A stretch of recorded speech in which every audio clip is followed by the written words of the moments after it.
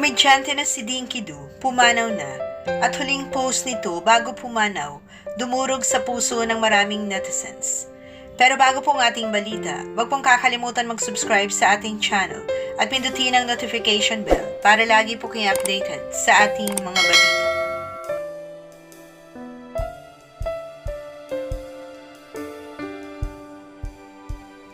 Nagluluksa na naman ngayon ang mundo ng showbiz dahil sa pagpanaw ng veteranong komedyante na si Dinky Do Jr. Sumakabilang buhay ang komedyante kahapon, Martes, July 2. Siya ay 66 years old. Kinumpirma ng anak ni Dinky Do ang malungkot na balita sa pamamagitan ng kanyang social media account. Pahayag nito sa kanyang post, "Family, friends, brethrens, this is his daughter speaking po. I'm here to inform po na wala na po si Daddy. 7:20 a.m. of July 2, 2024, he was pronounced dead." Dagdag pa nito, "Please, all your prayers to my father and family for him to rest peacefully would be very appreciated. Like Daddy would say, salamat po sa Diyos sa lahat po ng nangyayari." Kinumpirma rin ito na malapit na kaibigan ni Dinky Do sa showbiz, gaya ni Senator Ramon Bong Revilla Jr.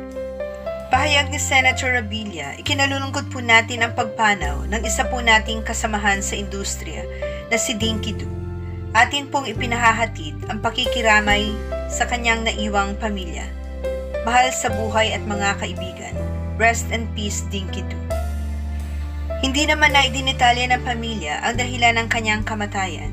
Subalit batay sa mga previous post nito, nasa ospital si Dinky dahil sa mga komplikasyon dulot ng diabetes at high blood pressure.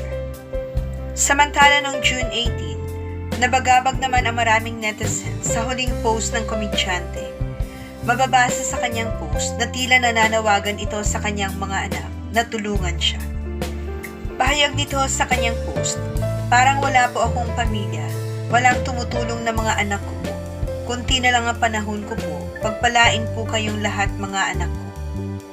Umani naman ito ng maraming komento at iba't ibang reaksyon mula sa mga netizens.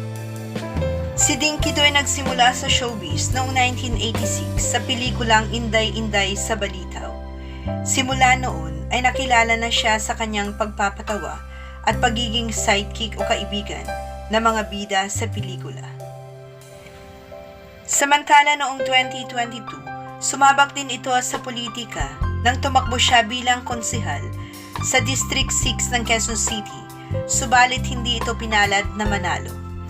Our condolences and prayers to the family, and may his soul rest in peace.